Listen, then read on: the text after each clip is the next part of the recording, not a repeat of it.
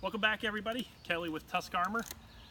So now we're going to do the shooting demonstration. We're going to shoot at 20 feet.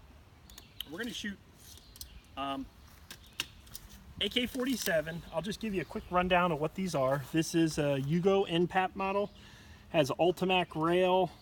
What else I do to it? But this, obviously, a micro T1, US palm grip. That's about it. I kind of like this gun. It's cool to shoot. The next is a DD5, Daniel Defense 5. This is a AR-10 308. What do we have on here? We have a AccuPower, Trijicon AccuPower 1-8. It's awesome scope. Love this. It's perfectly matched, in my opinion, for this rifle. Has a Midwest Industry quick detach mount. Kind of cool. This is a new mount. I think they've relatively new mount. They just made this recently. This is my Daniel Defense. Which model is this? This is my DD-M4 V7. Crazy accurate gun. I love this gun. It's one of my more accurate ARs. This has a micro T1 also. Has a LaRue quick detach mount. I put a Geisley trigger in it. It's the flat bow, a Super 3 gun, I believe. Or Super Dynamic Enhanced, maybe. I forget which one. And then, of course, my trusty old Glock. I've been carrying this for years. This has a clip draw. I know I'm going to catch heat for this, but I absolutely love the clip draw. I have worn this for years and years. Love it. And it has the XS big dot sights. And I've done some modifications. It has like a steel guide rod. Ammunition wise, we are shooting out of the 9. We're shooting Federal 115 grain full metal jacket. We're shooting XM855. And this is going out of the AR-15. You can see that there. 122 grain Red Army. You can get this at any gun store. I love shooting this stuff. I shoot this in Tula all the time. And that's going out of the AK.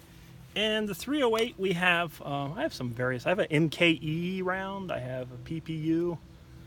It's all XM80 stuff. I think I have a Lake City in here. So I kind of mix that up.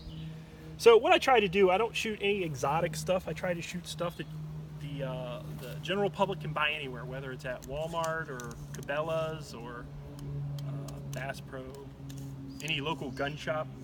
This is standard fare. That's all that is. So we're going to shoot at 20 foot. Our vest is pretty tore up. Keep shooting at it. We're going to hook in here. We have our Tusk Armour plate in there. That is a Condor. That's a Condor plate carrier. It's pretty durable for what I've done to it. So we're at 20 foot, 20 feet away. And what this represents is a typical, once again, you get questions. An officer say, hey, I show up to an active shooter scene. I got to go into an office building or a warehouse or something. This is 20 foot. This is pretty close. This is real close. People ask, I go into, I hear someone intruder in my home. Someone has to defend their home or their property. This is a typical 20 foot is a typical encounter. The NIJ states that the length should be right around 49. I believe it's 49 feet, which is 15 meters. And that's where you do your standard test of armor. But we kind of moved it in close. We try to make it a little bit more realistic in our opinion of what you might encounter. So we're going to go ahead and shoot the 308 first.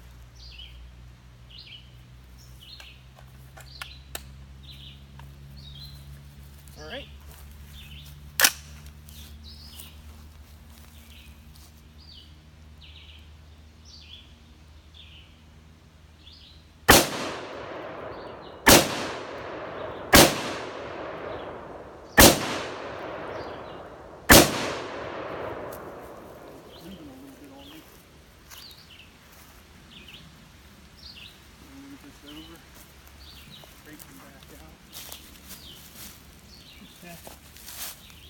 There's 5 rounds in there. I shot up pretty high. It's all up in here. Okay. And next we're going to shoot it with the AK.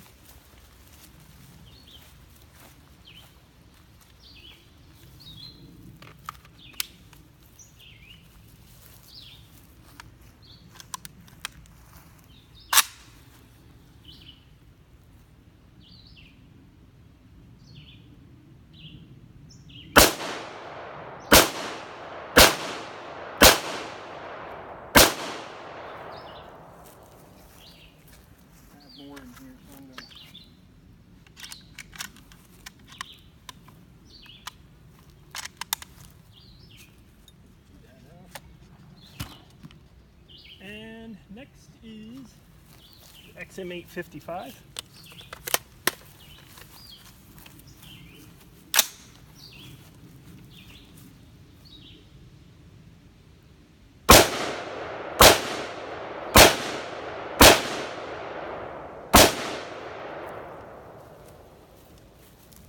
And then we'll shoot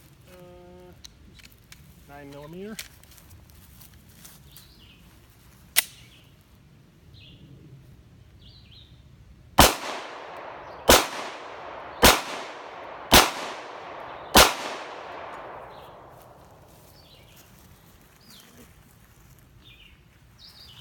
Pull this guy down.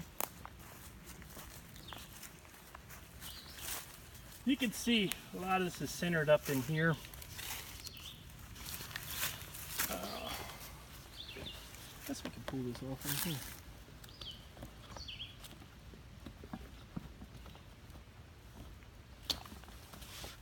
Okay, here's the back.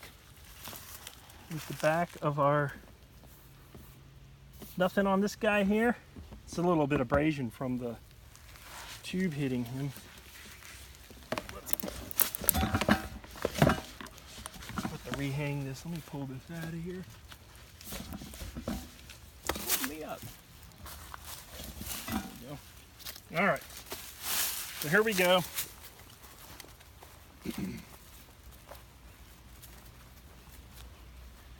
Get some guns out of the way.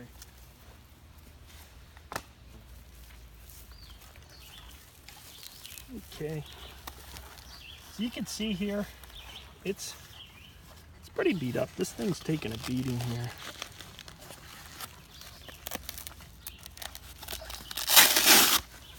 Okay, we'll pull this out. So here we have, you can see where all these shots went. Can you get in there? See them there? And then here is the back side. So we did all those shots, no penetration at 20 feet. What we're looking for is a break in the coating, okay? If you look at the edge all the way down, am I moving too? I don't want to move too fast, but you can see this edge all the way down. There is no separation. What happens, excuse me, when you shoot this, this forms a jacket. This creates a jacket, and you can see the bubbling out here. Now listen, you can hear that. That's all the rounds that are in there, okay? Here is the front of this. This is getting pretty ripped up. Now I want you to look. Can you see? So there is nothing, but we kind of know that because if you look at the back side of here, nothing penetrated. Okay, so now the next, so that's how this works. The next thing we're going to do is we're going to show you what happens when we shoot it with the independents. But just a demonstration, like, this coating is tough, absolutely tough. To handle, what do we do?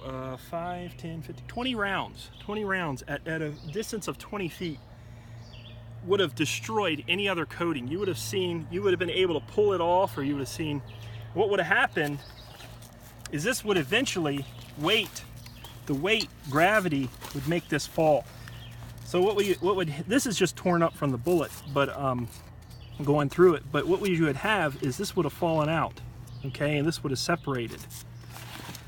So that's the difference between Tusk Armour with our steel core armor than anybody else's is out there. There is nothing, absolutely nothing like this Tusk Armour coating. This stuff is wild. And we haven't even really pushed the envelope of what this can handle. 20 rounds is not much. So the next demonstration we're going to do is going to be with the Independence armor. All right.